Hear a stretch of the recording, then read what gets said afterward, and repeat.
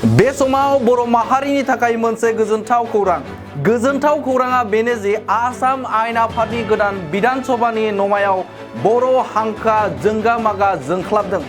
बर' हांखोआ गोदानै लुफुंजानाय आयेन आफादनि नमायावदि जोंगा मागायै नुजाथिदों बेखौ लानानै गोबां गोजोननाय फोरमायदों माखासे ससियेल मिडियाफोराव।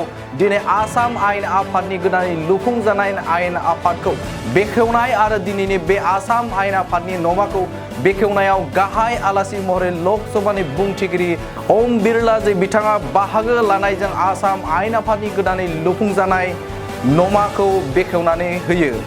गोजोनथाव बाथ्रासिना बेनोदि बर' हांखोआ रोखा रोखायै आसाम आयेन आफादनि नमानि दरखंनि गिबि सिरियावनो नुनो मोननाय जादों आरो गेजेरनि गोजौ फारसे एसामिस रावखौ नुनो मोननाय जादों आरो जोबथायाव इंराजि हांखोखौ लिरनाय नुनो मोननाय जादों। थारैनो दिनैनि आसाम आयेन आफादनि गोदानै लुफुंजानायखौ बेखेवनानै होनायाव बर' रावखौ जोंगा मागायै लिरनायखौ लानानै गोबां सुबुंफोरानो गोजोननाय फोरमायनायखौ नुनो मोननाय जादों। बे समाव नोंथांमोननो बड'लेण्ड बुब्लिनि गेजेरजों नैबे गोजोनथाव खौरांखौ होबाय।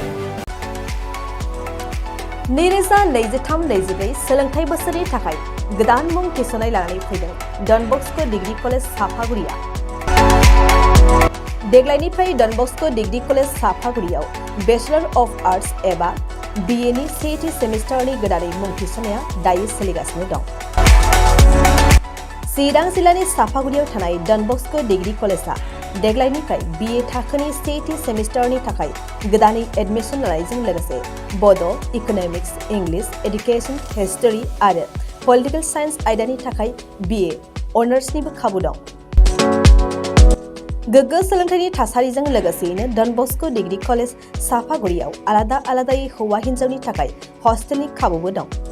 जुदि फरायसाफोरा डन बस्क' डिग्री कलेज सापागुरियाव BA सेथि सेमिस्टारनि थाखाय गोदानै एडमिशन लानायनि सायाव आबुं बाथ्राखौ मिन्थिनोब्ला नैबे मबाइल नम्बर 9365519559 आव थोंजों सुला लानो हागोन।